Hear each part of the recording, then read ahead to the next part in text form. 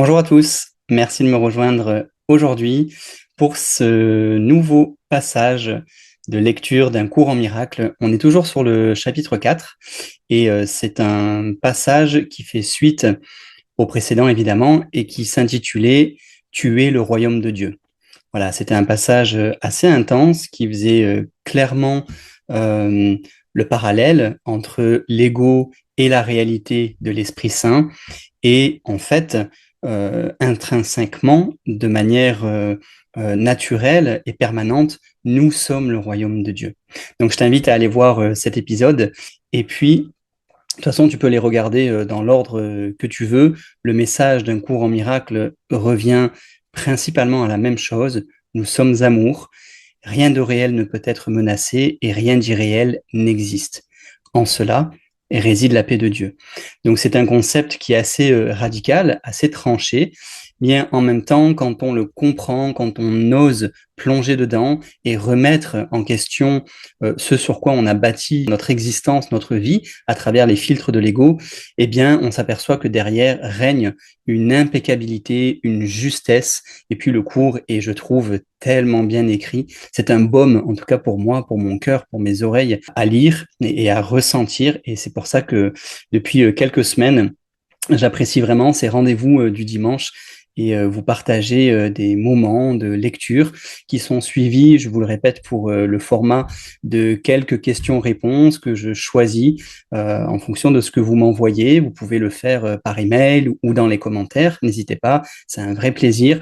Je vous donne à la fin de chaque épisode le passage qui sera lu la semaine d'après. Donc, si vous avez envie d'interagir ou vous vous posez certaines questions sur le passage qui va être abordé, n'hésitez pas, c'est l'occasion. Si je peux vous éclairer, apporter ma compréhension du cours en miracle, sachant qu'on est tous étudiants, évidemment, ben, ça sera quand même un véritable plaisir. Et puis si je sais pas, ben, je sais pas. Et je vous le dirai aussi, évidemment, en toute transparence. Voilà, petit rappel, j'ai bien les autorisations de la fondation Un cours en miracle aux États-Unis qui m'a accordé par écrit la possibilité de partager de manière publique, orale et avec vous ce merveilleux enseignement. Donc voilà, c'est un plaisir et je les remercie de tout cœur. Je vous propose de commencer directement aujourd'hui avec un passage du chapitre 4 qui s'intitule Cela n'a pas besoin d'être. Donc on peut prendre juste quelques secondes pour se déposer à l'intérieur, bien se mettre dans sa verticalité, ressentir son canal de lumière, se déposer, et puis je vous invite à écouter les mots vraiment avec votre cœur, avec vos cellules, d'essayer dans la mesure du possible de mettre le mental de côté et d'écouter ce qui se passe en vous, même s'il y a des phrases que vous comprenez pas, même s'il y a des tournures qui vous semblent un peu étranges. Laissons tout ça de côté. Notre être est suffisamment éveillé, grand, pour capter en fin de compte ce qu'il y a à capter dans chaque passage que je vous partage. Donc voilà, l'idée c'est d'écouter ça de manière détendue, tranquille.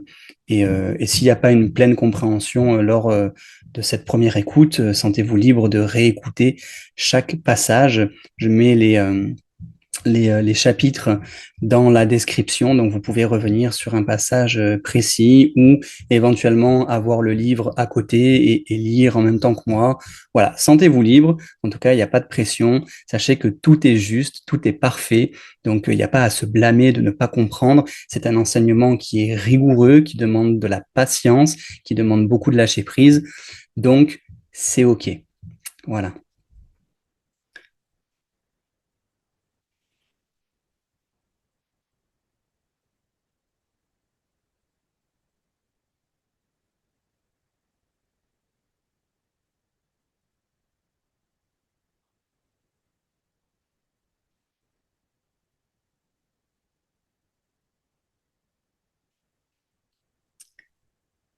Alors, commençons. Cela n'a pas besoin d'être. Si tu ne peux pas entendre la voix pour Dieu, c'est parce que tu ne choisis pas d'écouter.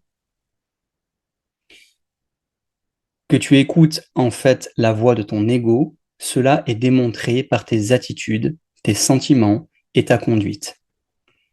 Pourtant, c'est ce que tu veux. C'est pour garder cela que tu te bats et c'est pour sauver cela que tu es vigilant. Tu as l'esprit plein de combines pour sauver la face de ton ego et tu ne cherches pas la face du Christ. C'est certes un sombre miroir dans lequel l'ego cherche à voir sa propre face. Comment peut-il maintenir le truc de son existence autrement que par des miroirs? Mais c'est à toi de décider où tu regardes pour te trouver.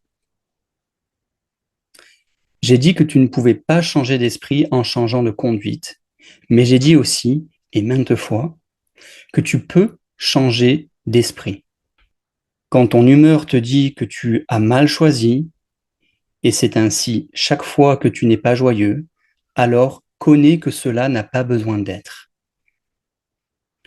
Dans chaque cas, tu as pensé faussement au sujet d'un frère que Dieu a créé et tu perçois les images de ton ego fait dans un miroir assombri. Pense honnêtement à ce que tu as pensé que Dieu n'aurait pas pensé et à ce que tu n'as pas pensé que Dieu voudrait que tu penses. Cherche sincèrement ce que tu as fait et n'as pas fait en conséquence, puis change d'esprit pour penser avec celui de Dieu. Cela peut sembler difficile à faire, mais c'est bien plus facile que d'essayer de penser contre lui. Ton esprit est un avec celui de Dieu. Nier cela et penser autrement a maintenu la cohésion de ton ego, mais cela a littéralement divisé ton esprit. En frère qui t'aime, je me préoccupe beaucoup de ton esprit, et je t'enjoins de suivre mon exemple quand tu te regardes toi-même et regardes ton frère, et vois en tous les deux les glorieuses créations d'un Père glorieux. Quand tu es triste, connais que cela n'a pas besoin d'être. La dépression vient du sentiment d'être privé de quelque chose que tu veux et que tu n'as pas. Souviens-toi que tu n'es privé de rien, si ce n'est par ta propre décision.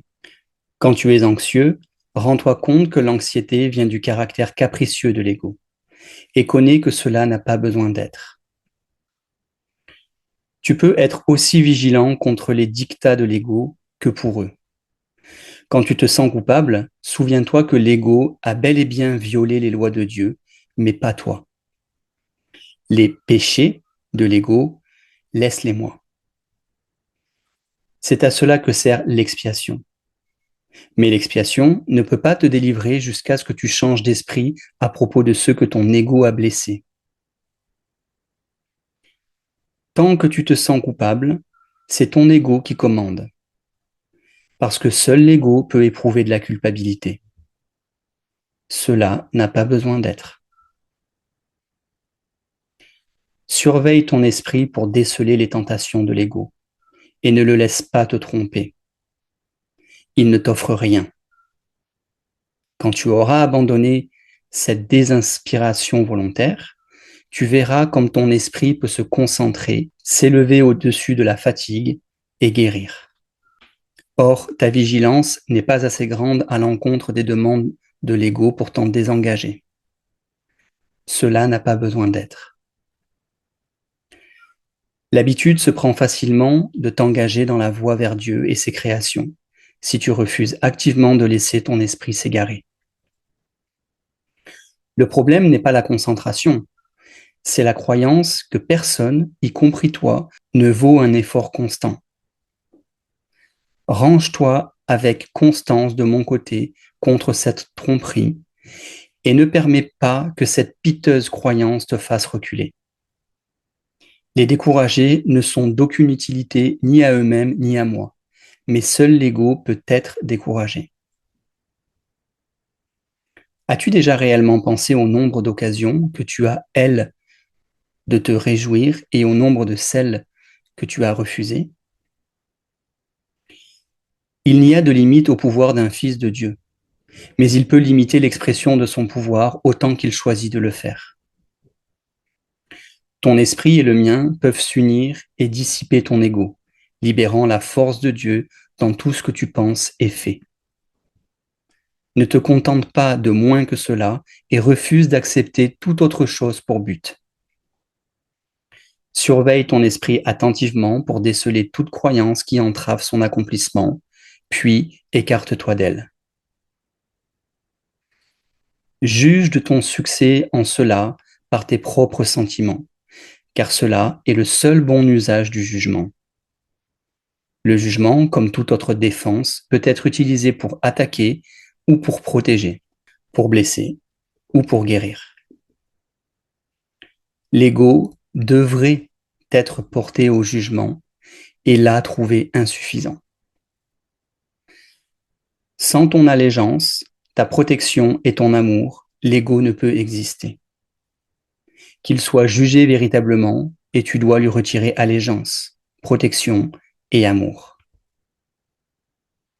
Tu es un miroir de la vérité dans lequel Dieu lui-même luit d'une lumière parfaite. Au sombre miroir de l'ego, tu as seulement besoin de dire « Je ne regarderai pas parce que je sais que ces images ne sont pas vraies ». Puis laisse le Saint luire sur toi en paix, en connaissant que cela et cela seul doit être. Son esprit luisait sur toi en ta création et a donné l'être à ton esprit. Son esprit luit encore sur toi et doit luire à travers toi.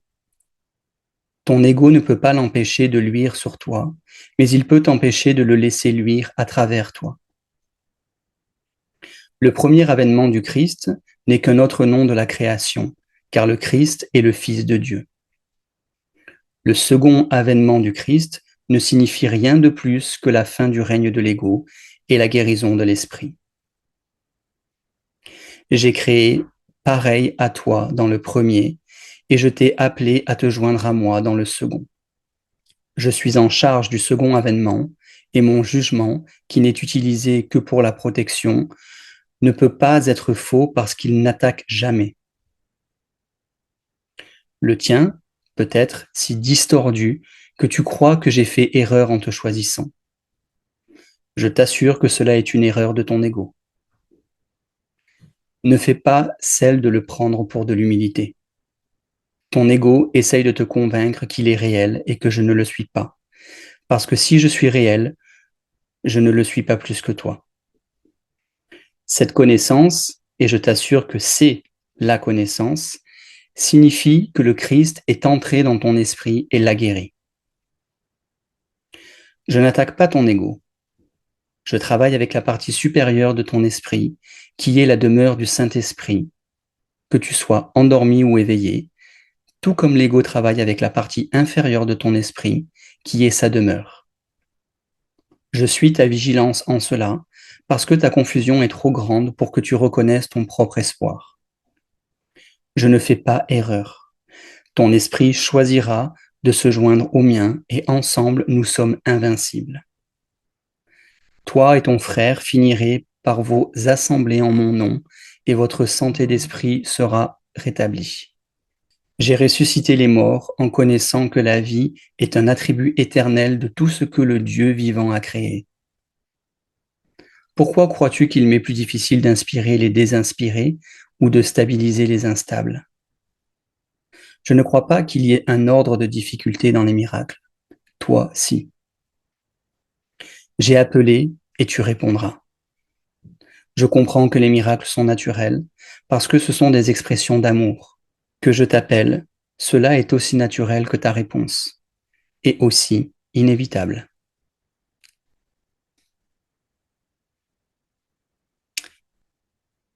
Et puis, avant les questions, j'aimerais continuer avec ce passage-là concernant les illusions ego-corps. L'illusion ego-corps. Toute chose concourt au bien. Il n'y a pas d'exception, sauf dans le jugement de l'ego. L'ego exerce une vigilance maximale sur ce qu'il admet dans la conscience, et ce n'est pas de cette façon qu'un esprit équilibré maintient sa cohésion. L'ego devient encore plus déséquilibré parce qu'il soustrait à ta conscience sa motivation première et qu'il fait prédominer le contrôle plutôt que la santé d'esprit. L'ego a toutes les raisons de faire cela, conformément au système de pensée qu'il a engendré et qu'il sert. Un jugement sain, inévitablement, jugerait et rejetterait l'ego. Et l'ego doit donc l'oblitérer dans l'intérêt de sa propre préservation. Une source principale de l'état déséquilibré de l'ego est son manque de discrimination entre le corps et les pensées de Dieu. Les pensées de Dieu sont inacceptables pour l'ego parce qu'elles indiquent clairement l'inexistence de l'ego même. C'est pourquoi l'ego soit les distord, soit refuse de les accepter. Il ne peut pas toutefois les faire cesser d'être. Par conséquent, il essaie de dissimuler non seulement les impulsions inacceptables du corps, mais aussi les pensées de Dieu, parce que les deux représentent une menace pour lui.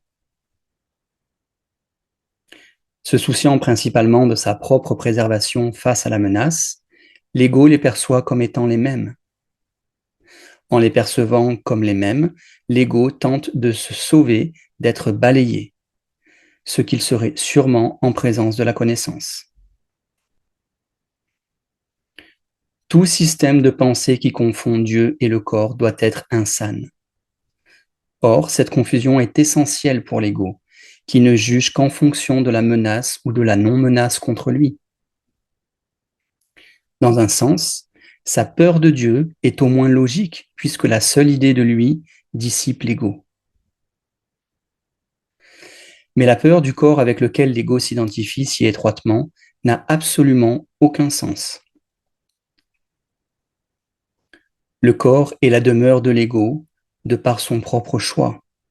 C'est la seule identification avec laquelle l'ego se sent en sécurité, puisque la vulnérabilité du corps est son meilleur argument pour montrer que tu ne peux pas être de Dieu. Voilà la croyance que l'ego parraine ardemment.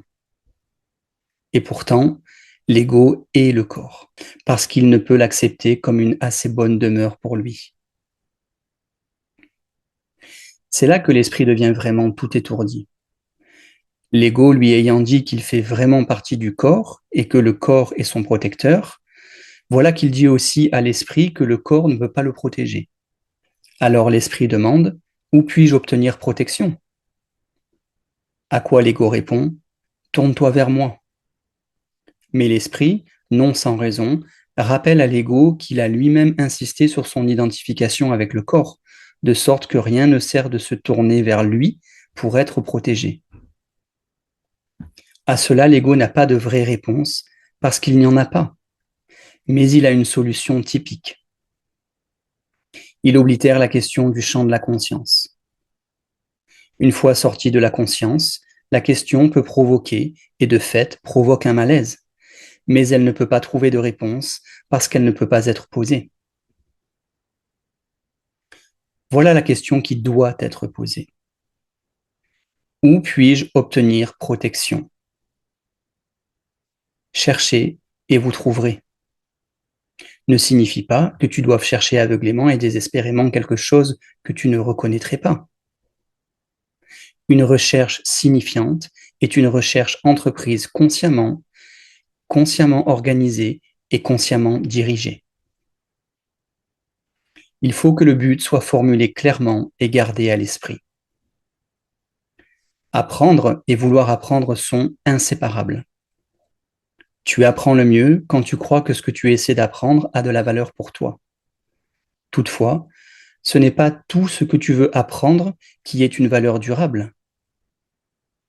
De fait, il se peut que bien des choses que tu veux apprendre aient été choisies parce que leur valeur ne durera pas. L'ego trouve avantageux de ne pas s'engager envers quoi que ce soit qui est éternel, parce que l'éternel doit venir de Dieu. L'éternalité est la seule fonction que l'ego ait essayé de développer, mais en échouant systématiquement. L'ego transige sur la question de l'éternel, de même qu'il transige sur tous les points qui touchent de près ou de loin à la vraie question. En s'occupant de questions digressives, il espère cacher la vraie question et la garder hors de l'esprit. L'affairement caractéristique de l'ego à tout ce qui est non essentiel sert précisément à cela. Ces préoccupations de problèmes ainsi montés qu'ils sont impossibles à résoudre sont des mécanismes favoris de l'ego pour freiner le progrès de l'apprentissage. Or, la seule question que ne posent jamais ceux qui suivent ces tactiques de diversion est la suivante. Pourquoi ? C'est la question que tu dois apprendre à poser à propos de tout. Quel est le but ? Quel qu'il soit, il dirigera automatiquement tes efforts. Quand tu décides du but, donc tu décides de tes efforts futurs.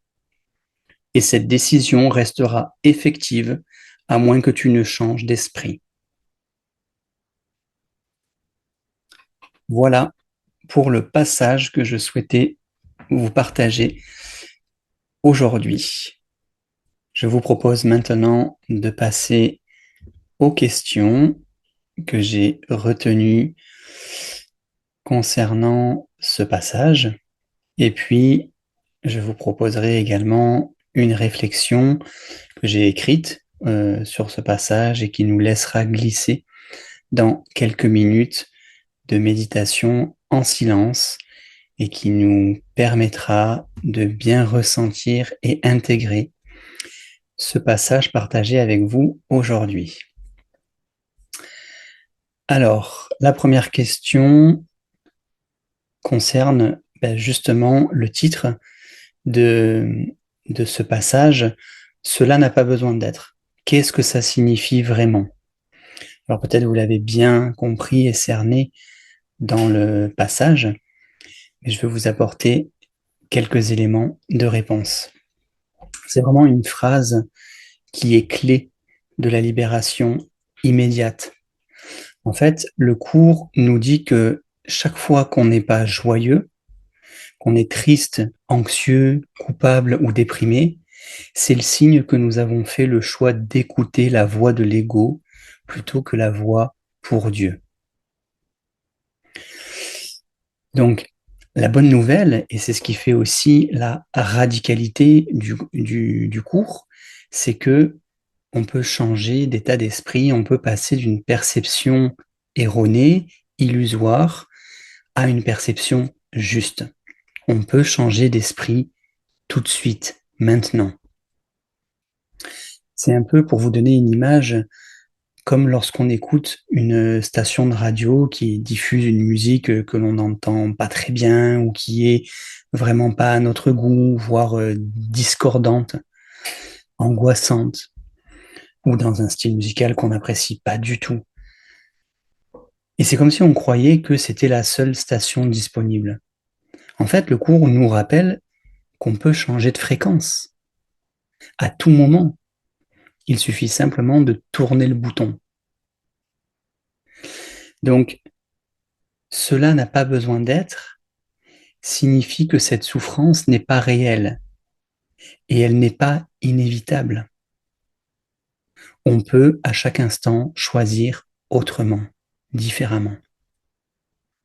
Ce ne sont pas des états imposés par la réalité, ce sont des choix que l'on fait. Ce sont des choix de l'ego que l'on peut défaire, plus précisément.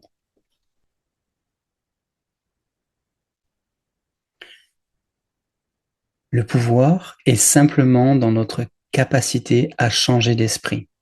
Pas demain, pas quand les circonstances iront mieux ou changeront, maintenant. Ça part de notre choix, ça part de l'intérieur.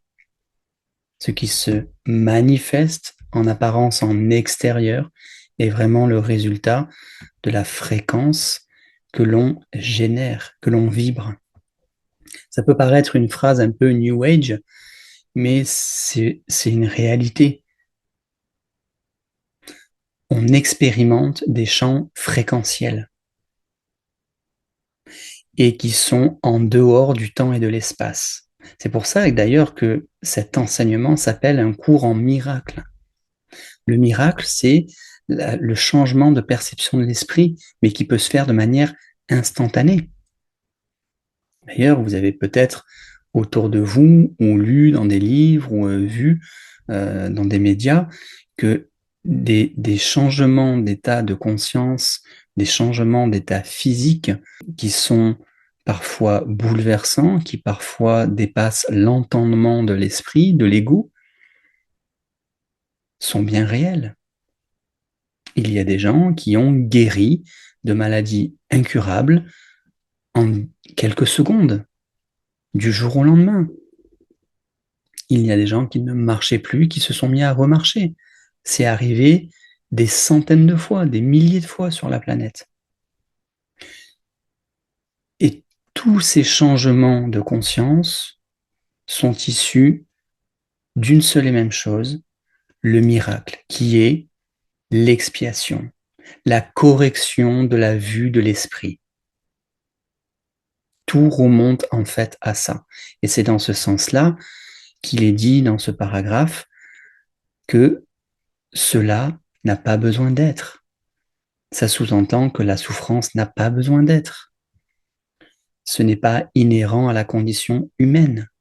On peut choisir à chaque instant, au moins, j'allais dire, au moins de vivre un rêve heureux. Au moins de vivre un rêve heureux, même si ça ne reste qu'un rêve, puisque que le rêve soit heureux ou malheureux, ça ne reste qu'une projection. Finalement, c'est un attachement à une situation plutôt qu'à une autre que l'on fait. Mais à la limite, ça permet déjà de conscientiser que au lieu de choisir la tristesse, la déprime, la souffrance, la limitation, pourquoi déjà ne pas choisir ce qui me met en joie? Pourquoi ne pas choisir l'abondance, la santé, la vitalité, l'amour, la compassion, la légèreté, la coopération et toutes ces valeurs et ces vertus qui font que l'expérience humaine peut être déjà belle. Après, une fois qu'on a dépassé ça, on peut se détacher du rêve, même s'il est heureux.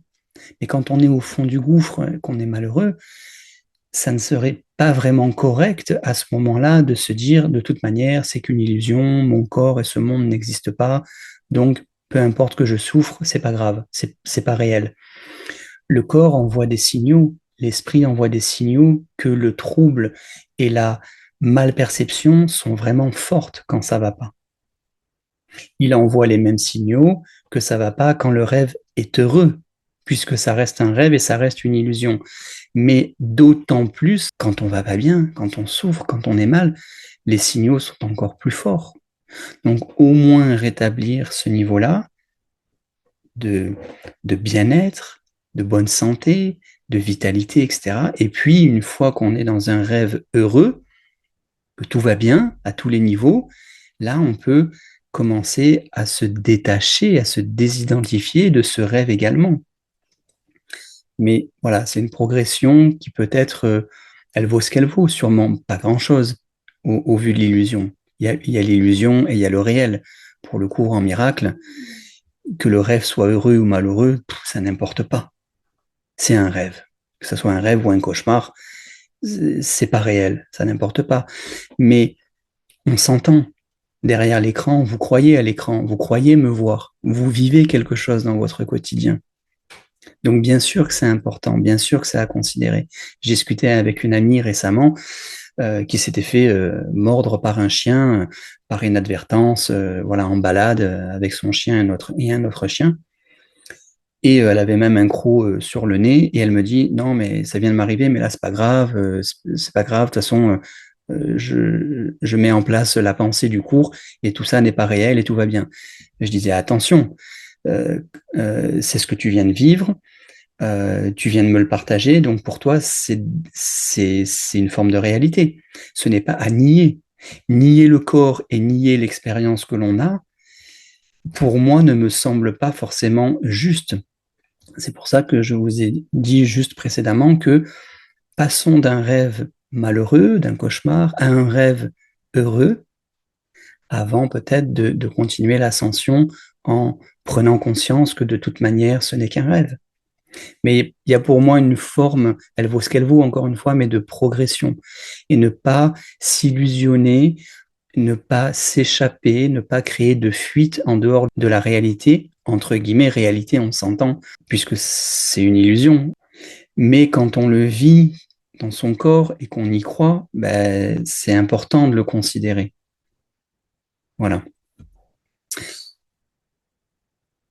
Donc, on ouvre à la deuxième question. Donc, concrètement, comment faire pour changer d'esprit quand je suis submergé par la tristesse ou par l'anxiété? Ben voilà, je viens de commencer un petit peu à y répondre. On va approfondir ça. Et le cours nous donne une méthode très précise en 4 étapes. La première, c'est ce que je vous disais, c'est d'observer honnêtement. Regarder avec sincérité les pensées que l'on nourrit. Quel jugement on porte sur soi-même, sur une situation, sur nos frères, nos sœurs, quelle histoire on se raconte qui génère la souffrance.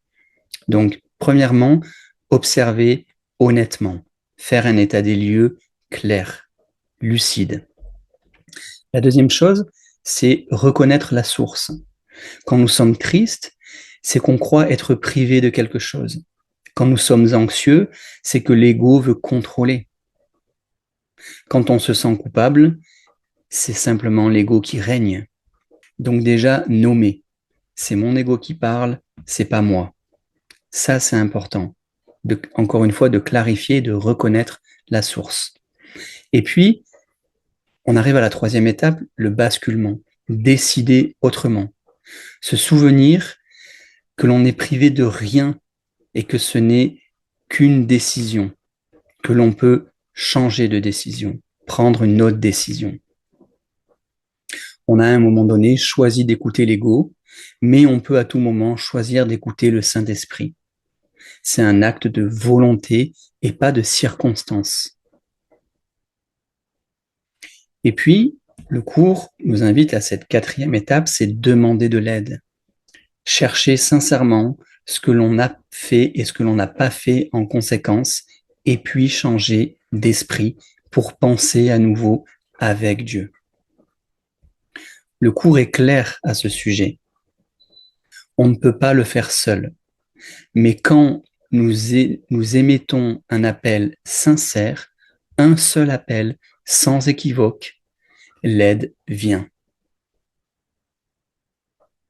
C'est ce que dit Jésus, je crois, dans le paragraphe de la semaine dernière que je vous ai partagé et qui dit, en gros, un seul appel sincère, sans ambivalence, suffit à accueillir mon aide.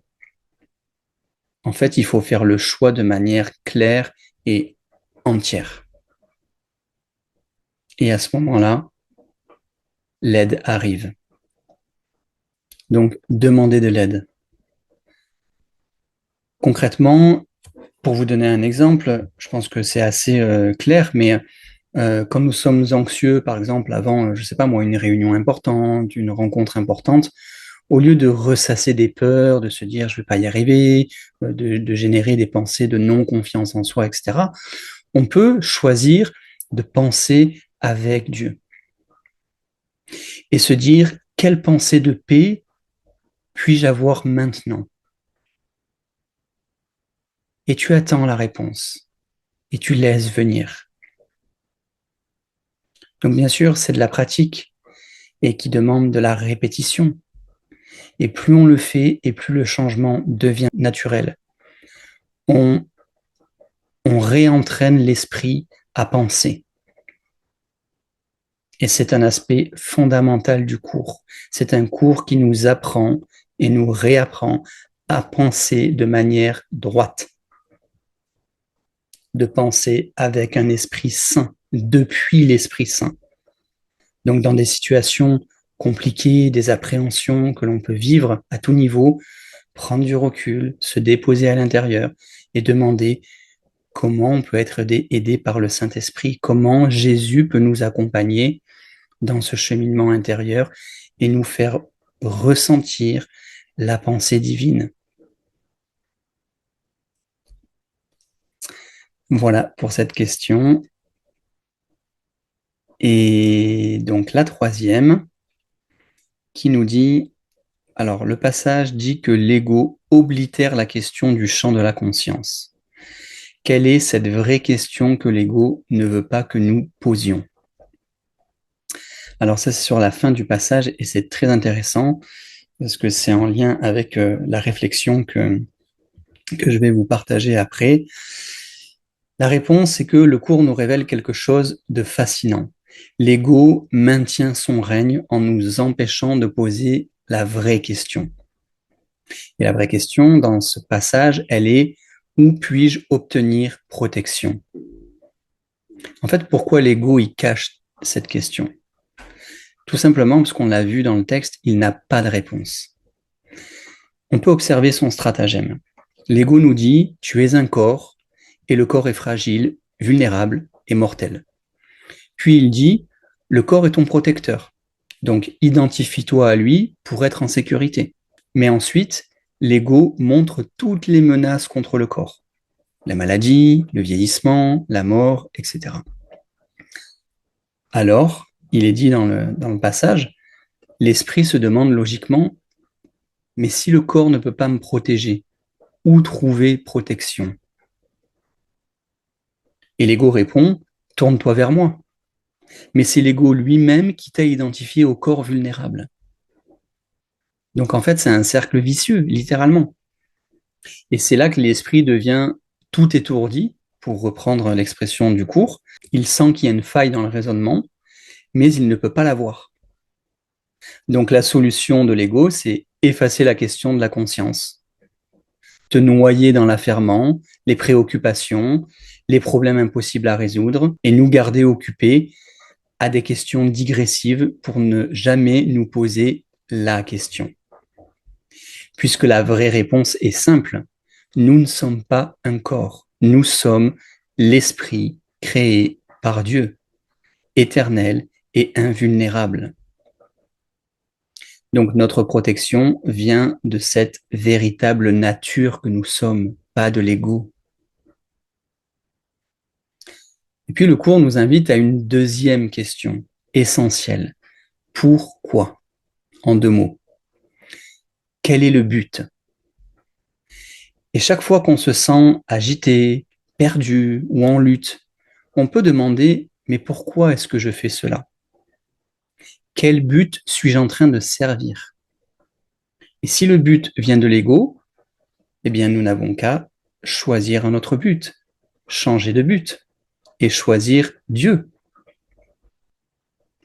Donc ces 2 questions, où puis-je obtenir protection et pourquoi, sont vraiment les clés qui défont tout le système de l'ego.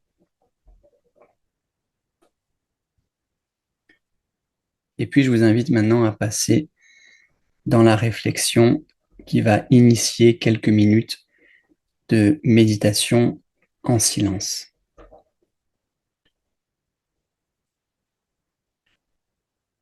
Cela n'a pas besoin d'être. Cette phrase résonne maintenant en nous comme un gong de liberté. L'ego nous a occupés, il nous a noyés dans 1000 questions sans réponse, 1000 préoccupations urgentes, 1000 batailles à mener. Tout cela pour que nous ne nous posions jamais la véritable question: où puis-je obtenir protection? Nous avons cherché dans le corps, dans le contrôle, dans l'ego lui-même. Nous sommes restés étourdis, épuisés, perdus. Mais maintenant, nous entendons la voix qui nous appelle. Elle ne crie pas, elle ne force rien. Elle attend, patiente, jusqu'à ce que nous posions la vraie question. Jusqu'à ce que nous choisissions un autre but. Le cours nous dit: ton esprit est un avec celui de Dieu.